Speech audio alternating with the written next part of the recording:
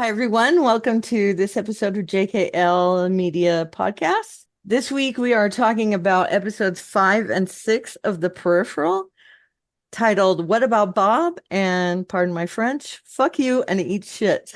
Which, Such French. I do talk like that in real life, by the way, just so you guys know. I might sound sweet, but I'm really not. So I am joined by my lovely and talented co-hosts, Jesse. Hi, Jesse. Hello, Karen. Did you wince or did you smile?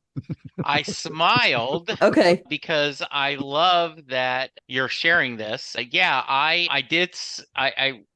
JM Penn Jillette says that the reason they never won a Emmy is that no one wanted to say, and the winner of Best Reality Show is It's bullshit. bullshit. Right. So I do think this is where I Funny. don't even care. Yep. Yeah.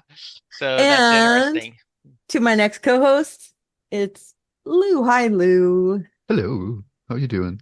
I'm good. I can't wait to talk about these two episodes. There's a lot of stuff in these, and I think this is really what made me love this little series. What in particular?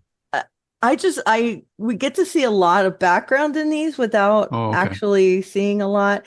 And the two new characters that we get in these episodes are just full of life. It's like they bring new life to these episodes. So these two episodes in particular are definitely favorites of mine. And from what I hear already, and I'm not going to spoil anything, but I already know that Jesse is all in talking about these. I'm just going to do a general talk about them. We do see some background about Aelita, how she got into the facility and how she got the information. So that was interesting. Do you guys have anything to say there? Yeah, I really appreciated that in the idea of, oh, that's why they killed that person, Right, right? Grace. Oh, yeah, Grace. Oh, that's where she is, and this is where it happened. And so, yeah, actually liked that. And I did say, I think these two episodes were so far the best.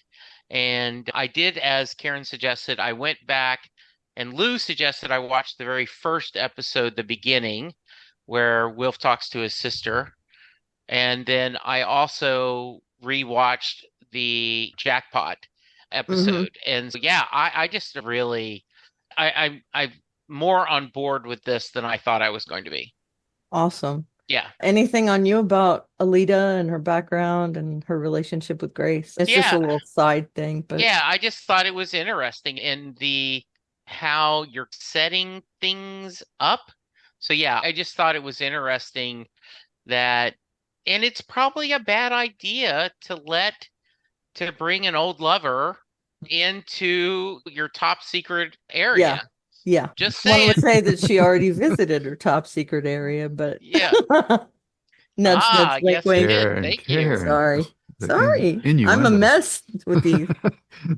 How about you, Lou? That episode title was really loosened your inhibitions. Yeah, it did. I appreciated the backstory of Dr. Grace Hogarth. I understand why in the first episode they wanted to make it mysterious how Finn broke into that facility and that. Given the complexity of the show, I think it would have been better for some of these events to play out chronologically so that we would have, because the death of that character has more meaning now than it did when it happened because we just met her. So I sometimes I wonder about doing flashbacks, whether they're worth it. And I think this storyline would have been better to play out chronologically, but it is what it is. And yeah, I just think that the show is progressively getting better at making us care about the characters with each subsequent episode. And I'll say my final remarks for the end, but I just want to bookmark it that I just think the first two episodes didn't help the series get a second season at all. Yeah, I agree. They were good, but yeah, they weren't really indicative of how the rest of the series was going to go. Yeah, and I think it's interesting our online friend Brent from Tuning Into Sci-Fi TV podcast often talks about how he dislikes, I will be nicer than he says, of the way that people they do that timey-wimey jump back and forth. Yeah. And he often thinks that it'd just be better to do linear. Hmm. In this case, I was going to say the same thing, Lou, but I decided, no, I should not crap on the show after I just said how much I No, was no. enjoying it. But it did seem like and once again, we're Monday morning quarterbacking, but if I had not know who this person was and all of a sudden they're dying of bee stings, Right. and if I had known who she was, I might have a different feeling like, oh, wait, yeah, this is something we should know about. But yeah. And Yeah. I think you would have gotten a feel of Cherise easier Yeah. because you would care about Grace a little bit more. Yes, exactly. I agree. Yeah. So, and the other thing I'll point out about this whole sequence is if you cut it out of the show, it doesn't change anything. Right. So we don't find out more about Aelita, which is the only reason I would say I want to use this flashback to show something about Aelita. And I don't think that they really accomplished that in any shape or form. I'm going through my head again. Was there anything that they said between the two of them that kind of helps us understand Aelita better? Not And really. I just liked I seeing guess, her again. yeah, That was just I guess the only thing that was good was the sequence where they were showing what we found out in the next episode was what happens to what's the character's name? Connor. So we see that little snippet in that chamber, and Aelita acts all horrified about it. So these are real people. This is not just an experiment. So that was a good insight into Aelita's character, but that was about all that whole sequence accomplished. Yeah, one of the things I was going to bring up, and we've already talked about it now, is that I think this would have been great to see before now. But I do seeing Aelita again because we mentioned that we didn't really have a bead on her, what she was about, why she did all this. And I do think we get a little more backstory on her here. Not all of it, obviously, but we get a lot. And I do think it's interesting that these two episodes start with flashbacks, both of them. One of them being very impactful to the actual episode, and the other one back explaining something. It's just a bit of a contrast between the two. And go ahead. Yeah, and we're mixing our metaphors, but I thought it was very interesting that we get we're putting the part of the brain that feels emotion, that wants to be kind to people, and we've upped that up. And then, for example, and they tell the story about the dog, and then we see that the next episode is like, oh, that was a good payoff. So yeah, I like I said, I feel like, and I wonder if we often talk about this, is how do you write is this a weekly series or is this a bingeable series, right? Mm-hmm. Is it one long movie? And I think we talk often about Fringe, but the very best example is when you figure out a way to do both. You serve the longer arc, but at the same time, you're able to keep things going. So yeah. Yeah. I think of this more as a 8-hour long movie, but I do see that there are bright spots in each episode too. Just to reinforce what you're saying, I do think that they balance it quite well, except for a couple episodes that are and we're already well past those. We're in all the good stuff now. So now in the first episode, What About Bob, which is an underrated movie in my opinion. This is about a different Bob.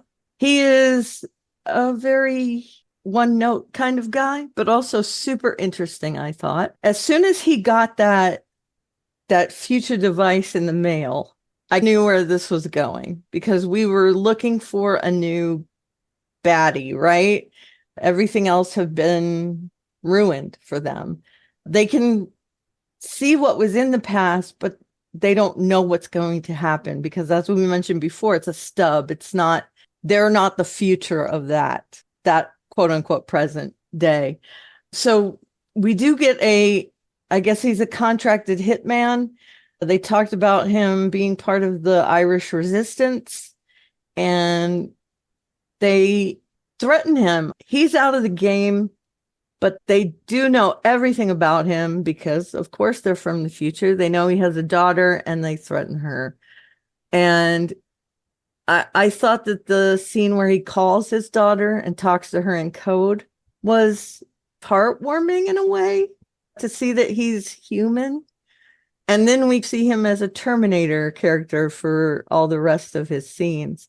And I think you get where we're going with him, right?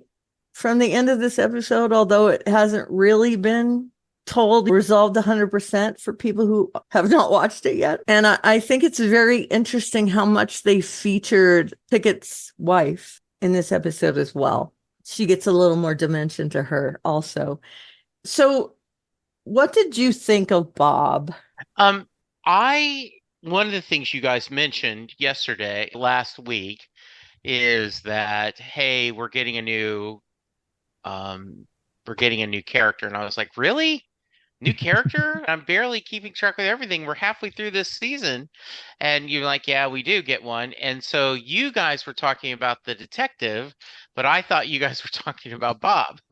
And so, I forgot about Bob. yeah. And so it didn't even click to me that the inspector was a new character.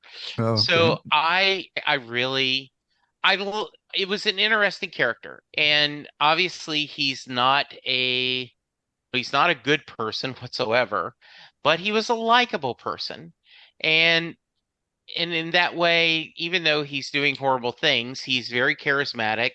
I did love his scenes with his daughter, Yeah. right? The idea of saying, so she knows at least partially what he does, right? I don't know if she understands everything he does, but she at least understands part of it. And that was, I thought, interesting, right? And it was very touching when he says, yeah, you're going to have to we're canceling your insurance, right? No, I need your insurance. And then I'm pregnant. And he goes, congratulations. I thought that was really well done. Knowing that he's never going to meet that grandchild. Yeah. And I wonder if he does this every time, or is it just because he had been retired and now then he knew that the way circumstances are, I may not be able to come back. So I like that a lot. And it was an interesting character. And it reminded me just a little of I can't remember which season of Fargo it is, where the Tom Hanks' son, Colin Hanks, stops. Who is this? Boy, you can tell I'm 65 and old. I'm Billy Bob Thornton. And Billy Bob Thornton is a killer. And he's just let it go. You just need to go back and everything will be fine. And Colin Hanks does. And even though that bothers him, so I got that feeling where you guys are about to get a lot of stuff going on. So I really liked the introduction to this character, a interesting villain. Yeah, and I also find it interesting that they threaten him by mentioning this rival of his, and then he goes and takes out the rival and the rival's whole family. He's tying up that loose end, if they have given any information to him, Yeah. And okay, you've got these few seconds to get out of here. And if you don't, and really he gave them no time whatsoever. No. But yeah, it was an interesting character. And that's why when I was like, okay, I understand why they mentioned that that we're getting a new character. And this was interesting. And then I was like, that isn't even the one they're talking about. Yeah. Yep. Sorry about that, Jess. No, it's good. Yeah. I think this episode really is a classic example of how to introduce a new character quickly and get us engaged in him. You're given a hitman who's got a daughter. You're shown how competent he is by having him take out his rival, apparently a previous compatriot, workmate. So we see that he's ruthless and that he's pretty efficient. And again, a lot of what works here too is the actor Ned Dennehy, who's a character actor that you've seen in tons of TV shows and whatnot, movies.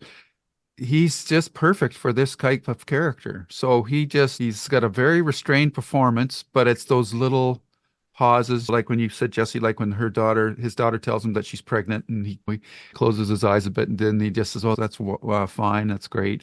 then he just moves on. And he's just a very economical performance, but it's just really well done. And then the staging of the shootout on the bridge. At first, you're going like, "How's this guy surviving?" Then you realize he's got a bulletproof vest under him, but it's very Terminator-like in a way. I just thought this a walk-on character just comes in and he's quickly firmly established as a three-dimensional believable character. Whereas with all the other characters, it's been a gradual brick by brick building process. It's interesting that they're able to bring in this episode this character and quickly establish his bona fides, and in the next episode they do it again. So I really enjoyed this segment, but at first you're wondering why are they doing this, and then it ties into the other guy, who's the town honchos. Pickett ties into him. So basically, you've got these.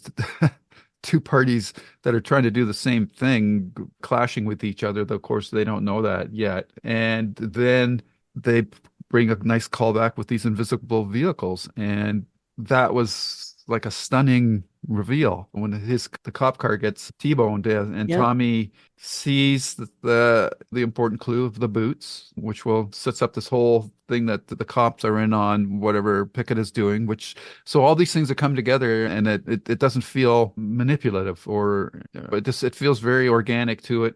And having Billy there on the bridge as well was a nice surprise. And Yeah. she's a real fire plug too, man, and she can fix cars. She's got a shotgun. I just think she's a great character, and her conversation on the truck ride home with Flynn and her brother was also awesome. You've got all these great characters really starting to come together, especially in the past world. The future world's a little more nebulous because everybody's got motives that hasn't been fully revealed yet. But in the past, most people are just who they are for the most part. So that's good.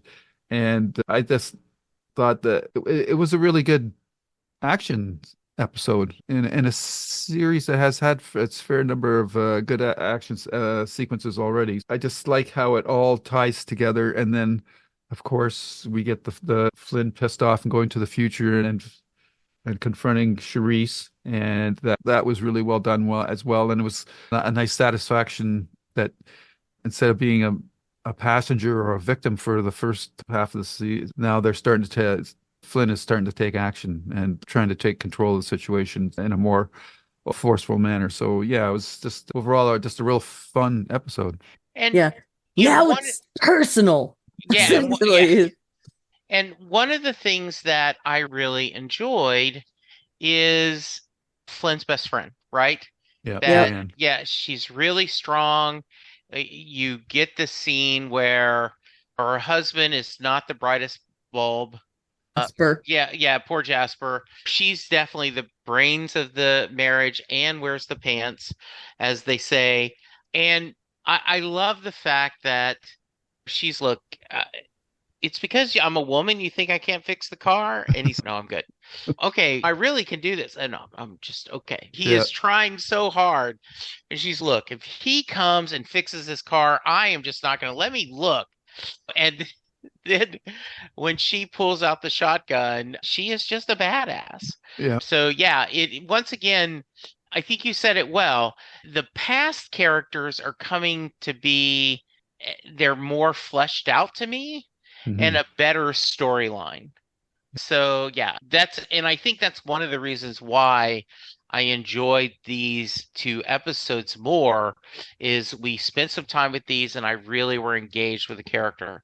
And I really like Tommy. I think Tommy is growing and I get these two episodes mixed up, but him talking to Flynn about how she let all the worms go and how he trusts her, and Tommy and his fiance wife's relationship is really good. It's a positive one. I like that. Yeah. Tommy really had some good scenes in these two episodes, I thought.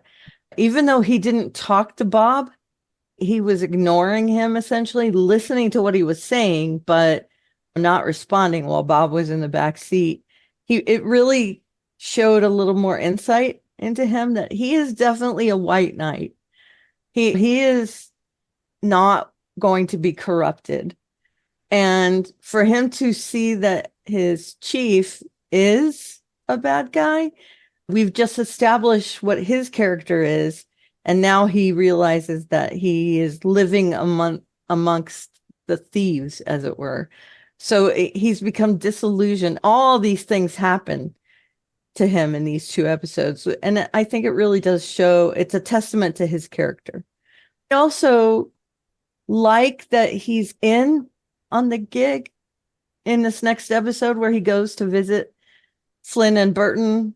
And he's saying, look, I'm going to look the other way a little bit on whatever it is that's going on here. You just got to fill me in. And I also liked seeing that all the things that he's done that are good are coming back to haunt him. He brought that car in and he told his captain that it became invisible, and his captain acted like he didn't believe him. But then all of a sudden he's using the car. So there's a lot of dynamics going on there. The car that he brought into the station, the reason it's hitting him, it's T-boning him and becoming a getaway car is because he took it into the station. I don't know. Does that make sense to you guys? Mm-hmm. Yeah. Yes.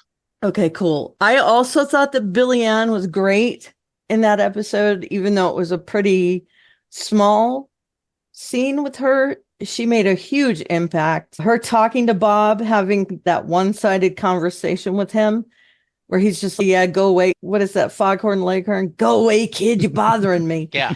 That kind of thing from Bob.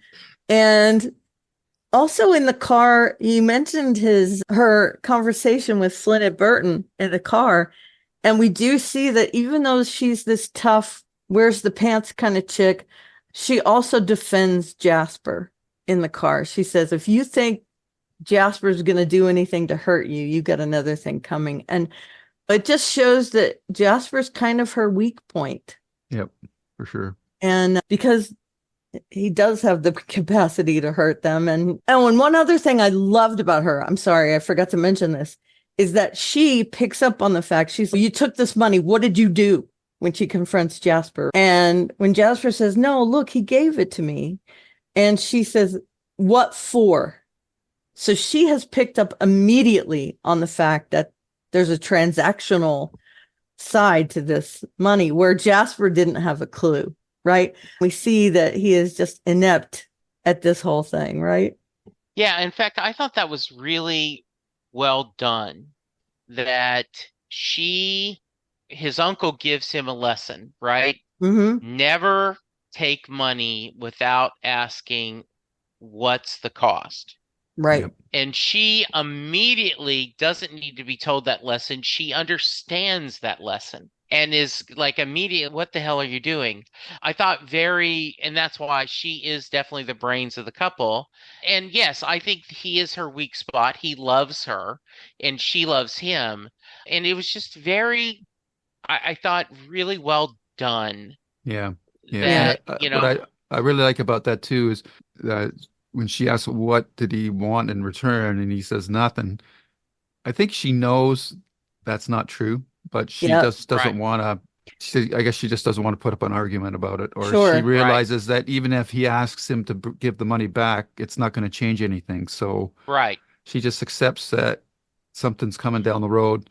And it just says, yeah, I guess we could use the money. Yeah, I'm assuming she thinks it's going to be something to do with this drug operation because he's already talked about that with her. And yes. So she doesn't think it's a big thing that's happening. And I don't think she suspects that he would ever do anything to hurt Flynne and Burton. I really don't see that she sees that in Jasper.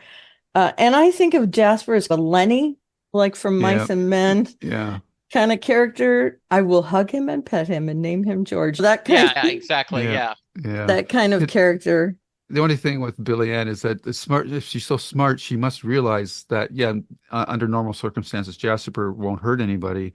But the obvious play is for somebody to threaten Jasper's that they are going to kill Billie Ann if he doesn't do this. So it's a little, but I guess love is blind. So she just probably doesn't make that final connection, or that scenario just doesn't play out in her head. Yeah, I agree. I think she is a little naive in that one area. Elsewhere, though, super capable. I love spunky women. I really do. And I love that these two characters, Billy Ann and Flynn, are strong female characters. I think that Flynn would pass the Bechdel test for the most part, and Billy Ann would pass it in certain episodes. There's a little bit where she talks about Jasper in this one that would ruin that. But otherwise, I think with them talking together, and they do bring up Tommy and Jasper, but otherwise, I think they are incredibly strong characters that don't rely on the male characters to get the job done. Yeah. Even Cherise, who we don't like, but again, a very strong female character, Aelita as well. So anyway, sorry to get off on that tangent. No, it's good. I love that Flynn decides I'm not going to stand back anymore.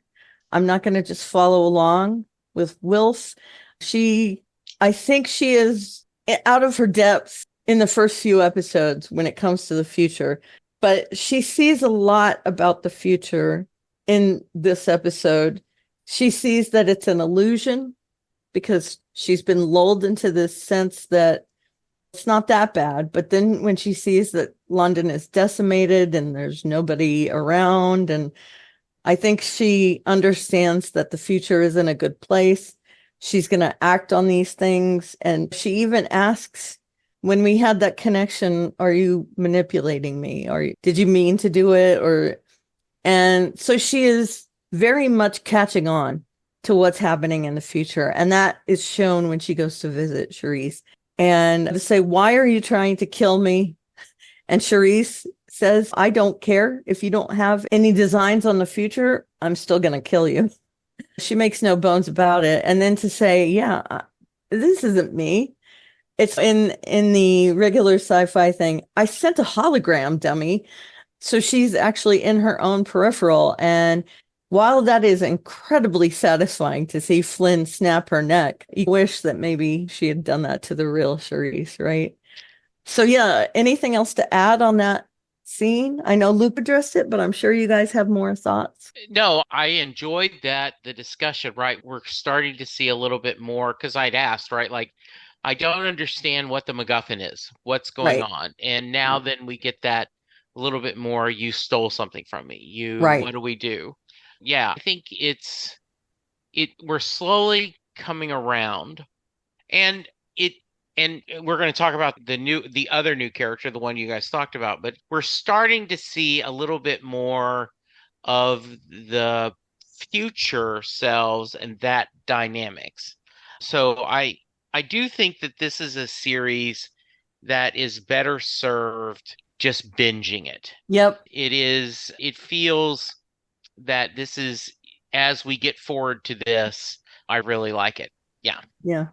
Unfortunately, I think Amazon showed it in chunks of 2 each week. So what about you, Lou? I think I've said everything I've got about that final scene. Okay, so cool. You pointed out the fact that, was it Wilfred? Or Wilf, yeah. Wilf, that he showed her how empty the city really was, which I think is a good motivator for her to take action. So I thought that this episode, the show is just getting progressively better with each episode, and all these disparate threads are being woven together into a tapestry. Somebody said that to me before. I don't know who, but yeah. So I just really think the show is really hitting its stride. Farscape. Yeah. Yeah, that's an inside joke. If anybody ever listened to our Farscape thing, I brought up tapestry a lot. That was my take a drink moment in our podcast. How many times did I bring that up? 100, maybe. Okay, so we're moving on to fuck you and eat shit, and I'm not directing that at either of you, lovely men. Oh, that's just about to sign off. No, thank you. So I loved this flashback where we see how they worked as a team, the group with Conner and Burton and his buddies from the war.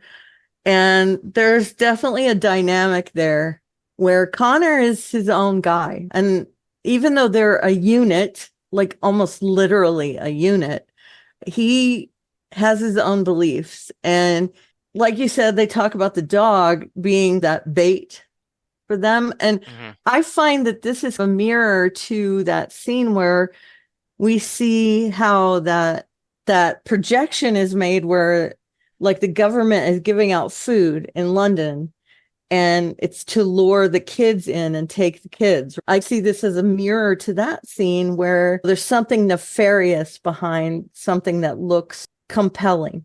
And this was heartbreaking for me. You know how I feel about animals. Right. You guys both know. But it was a motivating factor in this case. It wasn't done gratuitously, where they sewed a bomb into the poor doggy's tummy. And Conner didn't realize it until he sees it. And then he knows he's done for. He thinks he's dead, right? Yeah. And he telegraphs this to the guys and says, my bad. And then, of course, we know that he is alive and well, although missing some appendages. And this leads us into this being a nightmare for him. And one of the haptic group decides he's going to try and take part of that burden. And that was also a little heartbreaking, where we see the other guy from their unit trying to take that burden from Conner. And then, of course, we get the reveal that Conner desperately wants to be in one of these peripherals. He would literally go into stasis in our time to live with a body in the future. And that, again, it's another heartbreaking thought to see that his life is so miserable. This person that we've seen that looks like they have a lot of spirit, and while they might not enjoy their life, they are surviving. And he just isn't really, right? He is in the depths of his depression. And I love Conner as a character. I think that scene in particular, the flashback or his nightmare, however you want to see it, it shows a lot about him, that he's willing to go and save the dog, even though it means he might be dooming himself in the process. I'm sure he has a thought that is actually a trap for them, right? So what did you think of the flashback and his buddy trying to help him and all that? I'm sure you guys have many thoughts about it. I'm sorry I talked it to death already, but no, not at all. I'll start first. Yeah, I loved this Chekhov's dog trap, right? That we tell about this and then we see, and it makes it so much more poignant. That's how Conner ended up hurting himself, right? That he did this and it was being manipulated. Right. Makes it very sad. And I thought that what was really nice is he absolutely wants the idea of having a body, right? Because he has one hand. Yeah. As he's trying to eat his French toast and everything. And we talked about that last time, all the jokes about, let me give you a hand and all this. Yeah. Oh, you've got a leg up. Yeah. And that there is, even though he's trying to keep it with good humor, this has got to be difficult for him. And it's something, he has nightmares. So once again, we are feeding the present day better characters and better stories than I'm really seeing in the future. So, which I'm glad. I am glad, because we are spending some time in present day as we look at this, right? Yep. Yeah. So I thought that was really insightful. And it was, oh, yeah, they just talked about that. Oh, okay, that makes sense. Yeah, the dog trap. Yeah, that was good.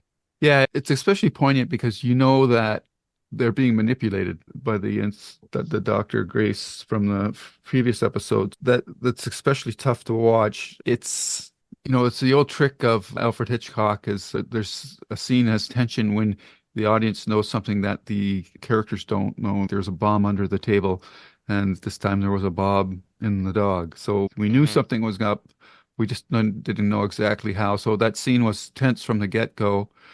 And what I really liked in this episode, I don't know if it was intentional or not, and then they've done it throughout the other episodes, is that Conner, even with one arm, he's still pretty capable. He's just a natural athlete. He throws things and they either go in the garbage can or he hits Burton in the shoulder with, I don't know what it was, a piece of toast or whatever. So Yeah. like, he's got really good physical skills. So you can just imagine if he was fully, completely whole again, like what kind of a athlete he was, or and if he gets into a peripheral, what kind of an athlete he could be. So I think they're really doing a nice job of highlighting his physical prowess, even in his diminished state. And I'm watching his scenes, and I'm going, they must have used like the blue screen stockings on his arms and his arm and his legs, but physically for the actor to look like he didn't have any weight in those sections of his body on the screen is pretty amazing. And I don't know if there was mechanical help with doing that, maybe like something to take the weight off of his joint, his arms and his legs, to make him look like he was truly crippled, but it's seamless and it's really well done. And you really believe that this character, if you didn't know in real life, you would think that he really was. But it's obvious because when he's in his own body in the peripheral later in the episode, that he obviously is a fully normal person. So I think that's really, really well done. And I also really like the scene where the member of his troop, through their implants, takes on some of his pain, and we get to relive his injuries from the explosion and that, and it just really helps through showing helps us to, or really increases our empathy for that character. And we totally are on board with his desire to try to set up a situation where he can maintain his body in the past, but live out the rest of his life in the future. Yeah. You know why he's so good, Lou? Why? He's Canadian.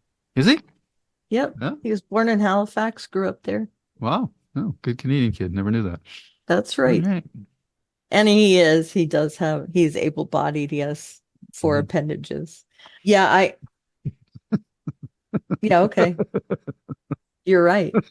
So yeah, I did think I got a new appreciation for his acting, realizing that he was able-bodied when I watched this the first time. And because I hadn't seen him anywhere before, although he had been all over the place. So I just love Conner, as I've mentioned just 5 minutes ago, but it's very cool. And we do have some telegraphing here of Conner having a peripheral in the future, because we see that at the end of this episode. And we also, in a previous episode, I think it might be the first episode, he's not afraid of anything. Those 3 guys confront him in the parking lot. You remember that? The drug dealers? Yeah. And he didn't give a crap. He was going to take them all on.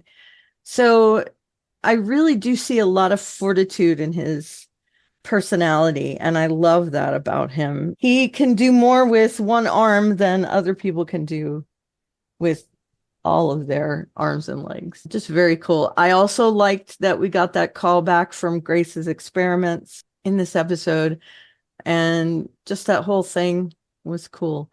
And now, of course, even though we've seen the Tommy sees that Sheriff Jackman is corrupt, we get that reveal that he is Pickett's lackey, right?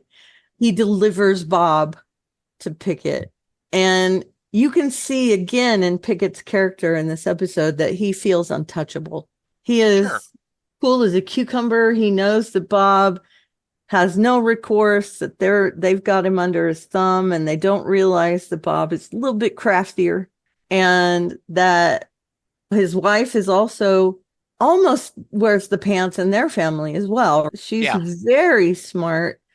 She does give something to Bob that allows him to make a move, but I don't think it's anything that she would think of. He's 10 moves ahead as far as Bob's concerned. But I really enjoyed seeing her interact with Bob in this episode, and it really gives insight to her character. She's a bad guy because she's all in on Pickett's stuff, right? She knows exactly what he's about, and she is also about it because it gives her the life that she wants to live. And she is more than willing to torture this guy. And I just really liked the scenes with Bob and I guess Pickett's wife. They were great. Yeah. Yeah. One of the things that Linda and I are currently doing is I'd never watched House of Cards, and Linda had watched it years ago, and she said she wanted to rewatch it. So we're watching that together. And obviously, we had, after the fact, the male lead is a horrible person. Problematic. Yeah, problematic. But the characters who play the leads, Mr. and Mrs. Underwood, are really fascinating because even they're horrible people, I actually think they care and respect each other, even though they are horrible people. Yeah. And so I think this is interesting that I would watch a series with these two. Right. That Really? they're both very charismatic. They have an understanding of each other. They know what they are, and they're not trying to kid themselves. And so I liked seeing their back and forth, right? And so, yeah, I think that's really well done. Yeah. I think that maybe he has that kind of life is short thought in his head. Yeah. You know, Who who are cares? you talking about now? Sorry. Pickett. Pickett. Okay. Yeah. Life is short, so I'm going to do whatever the fuck I want. Yeah. And I love his wife, right? Like when like we talked about last time when he peed in the pool and she pulls her feet out and when she's the one who said, "Here's your thoughts. There are different ways we could do this." Yeah. Really interesting characters. Yeah, it's not very often that you get two bad guys playing off of each other. Usually they're working together. In this episode so far, they're at cross purposes because they don't realize they're both being manipulated from the future. So that, and the audience knows that, and they don't. So you've got that into it. You two guys don't realize that you're really working for the same boss. And so I really enjoyed their interplay, and I loved how Bob used once she was just left with the wife who has a overinflated. She's a smart woman, but she's really not in the same playground as Bob is, and even to a extent Pickett. So you've got like the local town big bad, and this other guy who's like a world traveler big bad. So you've got all these interesting forces playing against each other. And then I love how she thinks that she's going to be able to get information out of Bob that will please her husband, and then she'll get that car that she's talking about or whatever. And he distracts her with the talk about the aquarium and grabs that weight. And then I love how that played out because he slams it against the thing twice, but the glass cracks, but it doesn't break. And then he gets electrocuted and he falls down. And then the aquarium breaks and you got all that water flowing in. And then she tries to zap him again, and he grabbed her, and then the water conducts the electricity between the two of them, and they're both out. But he wakes up first, and then we'll have to see what happens in the next episode. That's but right. Dun, dun, dun. Yeah, I just thought that was a really well done sequence. So I really enjoyed the interplay between those characters. And the first time I watched this, I was going, wow, this is really good stuff. And then we jump to the future, and then we just like meet another character and I go, holy shit, this show is really smoking now. Yeah. We meet Inspector Lowbeer, and I love this character. Me too. Very much. Yeah, and if I could to go back, I did love how smart they've got this electric thing, and Bob's smart enough to know electricity, water helps as a good conductor. And it is the idea that she's going to panic, but that's going to put both of us out. So I have a chance to get out. Or was he wondering, is this the water going to short the thing? Either way, he's gambling that. And yeah, he feels like he's dead either way, right? So he might as well use whatever he can to get an advantage. And I liked how you like smart villains. Yeah, and so that was really nice. Yeah. It makes you feel like the good guy has to work for it, right? Yeah. Yeah. Exactly. So, because salt water is a greater conductor of electricity than fresh water. Yeah. So, yep. I guess he just wanted to know how much of a shock he was going to get. Yeah.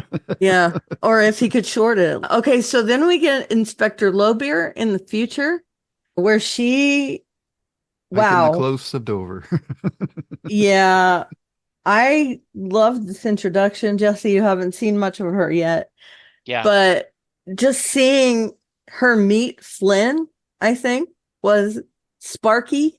Seeing the two of them meet, I thought was great. And they're really planting a seed here, but they are really showing how awesome this character is. And as far as we know so far, we don't know where she is, right? We just know that she is meeting with Mr. Baldy in the future and has a talk with everyone, and she wants to meet the Peripherals. And because she has cottoned on to what is happening here. And so they go and meet all three, Flynne, Burton, and Conner, and this is the first time we've seen them all together in their peripherals in the future. We've been building up to this and really want to know what you think of Lowbeer. Even though, okay, we haven't seen a lot of her yet, so I'm not expecting you to be as in love with her as we are. What were your first impressions of her? I liked her. She was very charismatic. Yep, absolutely. And an interesting persona. Transsexual Sherlock Holmes is what Yes, I like to call her. Exactly. Yeah. And I like that a lot. So I thought, and once again, I was so thinking you guys were talking Bob. I wasn't thinking about this was a new character as well.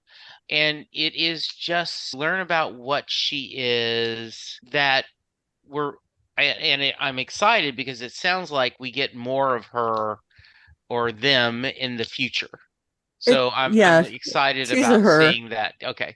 She is a trans actress as well. Okay, good. So you guys know. All right. She is great. I think her portrayal of Lowbeer is fantastic. Good. Yeah. I just, and you absolutely say in the idea, right, that Sherlock Holmes character. So that was good. It was a very good. Even dressed like Sherlock Holmes. Yes. Yeah, exactly.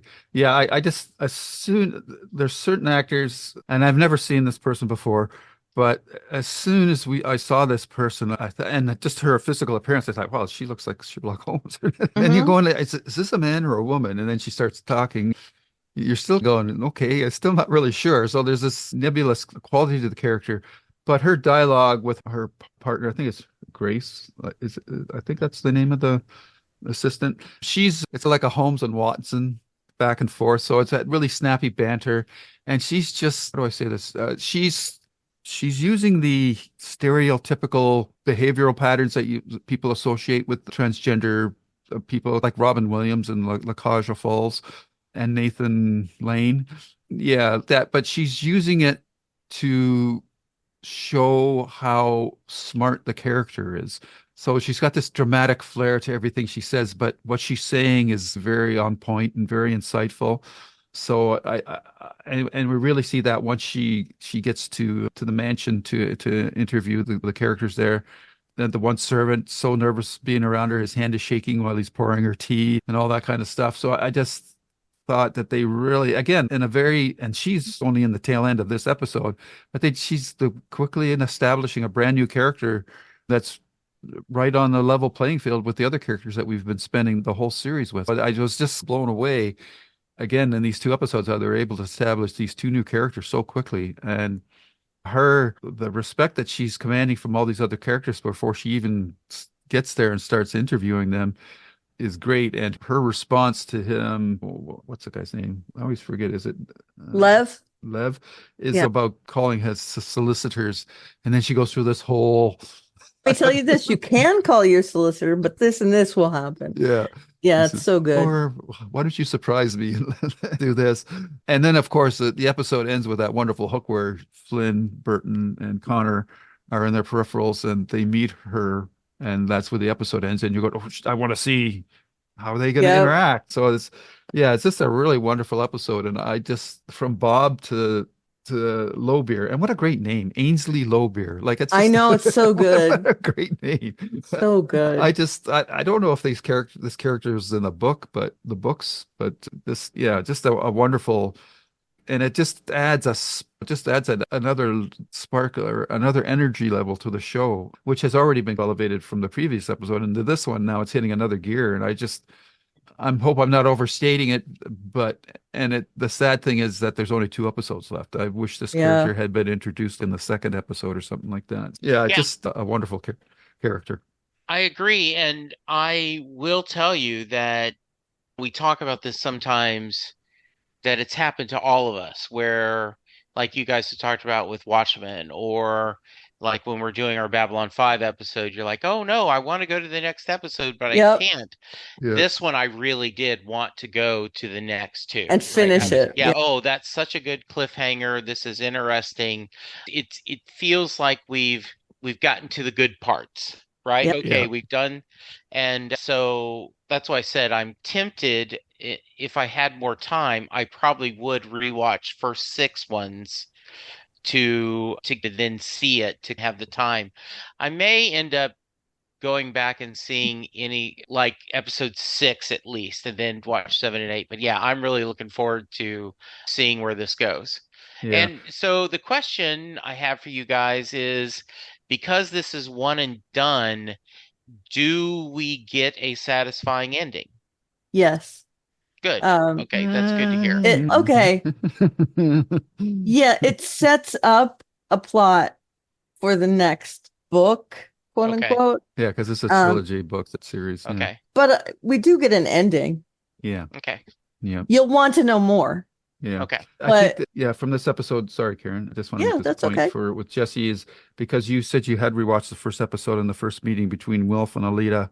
And I think in this episode, what Flynne and Wilf find out about Aelita ties directly back to that scene. So if there's any part of this episode you really should rewatch, is Wilf and Flynne finding out about Aelita's connections to the neoprims. Yeah. Okay. Yeah, and her making the little doll houses, and because we've seen that where she makes the diorama of the future. Yeah. Or the past. Sorry. That was interesting, where they even had not just generic soldiers, but the actual soldiers. Like there's Conner. Right. And that was like, and so that's why I do think that a rewatch would work well for this, because you will go, yeah, that's right. This is it. And you've said that early, Lou, that you said there were things you picked up more on the second viewing and you enjoyed more than you did the first time. Yep. For sure. Yeah. Yeah. I think that Ainsley, and I'm going to go up, her name is Alexandra Billings, is so charismatic. Mm-hmm. She is big. And I don't mean physically big, just persona. Yeah, big. She fills the screen when she's there. Her assistant's name is Beatrice. I loved her interactions with Beatrice. Like, what is she even doing there? Because she's not really helping her any. It's almost like she is. Yeah, she is allowing Lowbeer to get. It's like she's a mirror. Exactly. So she's seeing things bounce off of Beatrice and back onto her. Yeah. I just wish she had a deer stalker on. Right? Yeah. I agree with you. But yeah, I love her character. She is also in the book, Lowbeer. Okay. I don't think that from reading the summary of the book, I don't think she is nearly as charismatic and impactful as this Lowbeer is. Yeah. So the casting in the second half of this series has just been on point. Yeah. Unbelievable. Yeah. Like I think it has a lot to do with the actress playing. Yeah, for sure. Lowbeer, very much. So yeah, we're on that precipice of our finale. We have 2 episodes to go, and I would consider them both very much tying up the series. The next episode, The Doodad, so weird. It has a lot of information in it, and I would consider that the most actiony, I think, of all the episodes. And then The Creation of a Thousand Forests is more like the checkmate. Okay. So yeah, I can't wait to hear what you think of these last 2 episodes, Jesse, and what you think again, Lou. What are you going to pick up in these last 2 episodes? But yeah, I love that you got into this. I was a little afraid that I'm not sure I've said this before on the podcast, but I did offer to back out of doing the Peripheral, and you guys both said you were in. And I'm glad now that you are liking it as much as you are. It No, codifies my. I'm super glad now that the opportunity came up to rewatch this, because otherwise I wouldn't have done it, and my opinion of the show would have been at a certain level. But now that I'm rewatching it, it's increased substantially, and that's a nice bonus that I wasn't expecting. Yeah. Yeah. I'm glad. I'm Yeah, really glad I picked it. Yeah, me too, because I would not have watched this, and I candidly, if I had watched, and I said this in the first, I said this would be one I'd go, okay, not for me. Or when I get to it later, I'll do that. And then something else shows up, right? Unfortunately, Yep. that there's something else, because there's always more stuff Yep. to see. More than we can possibly manage. Yeah. Oh, yeah. Yeah. And I managed to watch the 3-Body Problem, which wasted a little bit of my time. I still need to watch that, and I also still need to start Dark Matter. But You after don't need to watch that. What, Dark Matter? No. Dark Matter is good. The 3-Body Problem. I don't know. Okay. Feel free. Yeah. Yeah. Yeah, for example, I've watched the first couple of episodes of Constellation, and it just hasn't spoke to me. And when I saw it was not renewed, I went, okay, maybe I'll just dump save that. it. Yeah. Yeah. And like Monarch, every time I watch it, I enjoy it, but then I get something else going on. But this one, I was like, okay, I'm ready to see this. I'm ready to see this. I'm excited about second season of Severance. I'm excited about another season of Silo. There is good stuff coming up, and that I'm looking forward to. And Yeah. Apple TV has really stepped up, I feel like. As much as I dislike the company, There's I think the network is really hitting on all cylinders. Yeah, it does seem that. So yeah. Shows in all genres too. We had a musical show, we've had sitcoms, we've had dramedies, straight up science fiction. I love what they're doing. Absolutely. Okay, so next week we're going to talk about the Doodad and the Creation of 1,000 Forests, which will finish up our rewatch of the Peripheral. And then we'll pick something else. We do have some time to do that. And whose turn is it? Is it Lou's turn? It's my turn, because I'm thinking of one-off because, of course, coming up in a couple of weeks is a Steven Van Zandt documentary. Oh, that's cool. And little Stevie. And I've read his book, and there is a trailer about this, and he jokes about this that is so true. He said 12 years working to be successful, and right before we're going to get a paycheck, I quit. And it's true. He quit right before Born in the USA. Right. And but he talks about all the things he did since then. So I think it's going to be a really interesting documentary. And that he talks about The Sopranos. Yeah, he talks about The Sopranos. He talks about the work with freeing Nelson Mandela in South Africa and all the different things. And so his book was amazing. And so I think the documentary is going to be really good.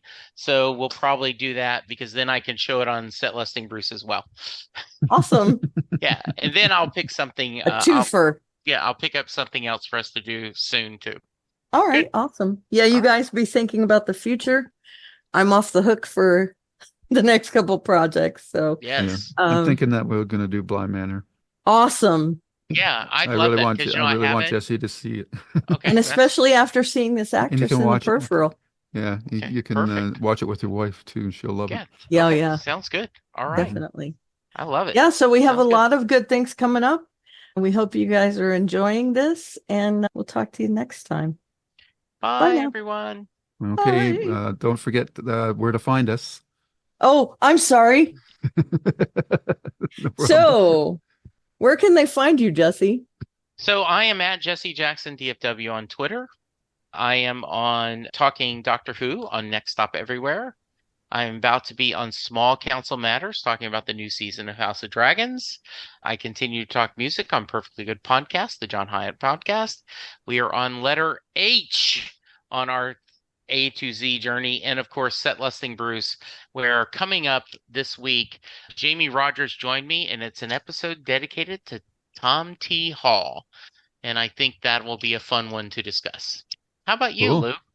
You can find us on YouTube at Lou's Reviews, where our flagship show right now is our series review of Babylon 5. Of course, we're doing the Peripheral for JKLMedia. I've got my writers interview podcast as well as my Stephen King podcast. There's a new Stephen King book out. I'll have to do another episode. And on Twitter, you can find me at Lou W. Sitzma, SYTSMA. Yep. And maybe we talk about a Stephen King book at some point, since he has a new one. Yep. Okay. And I am at Oliveria on the social medias. I also blog alleystuff.com with a bunch of links there. And have we given our email address on this one? No. jklb5podcast@gmail.com. So shoot us an email there if the notion strikes. So now we'll wrap things up and we'll see you guys on the flip side. Bye. Bye. Bye-bye. Yay. And For real. scene. And scene. The proceeding has been a JKL Media production.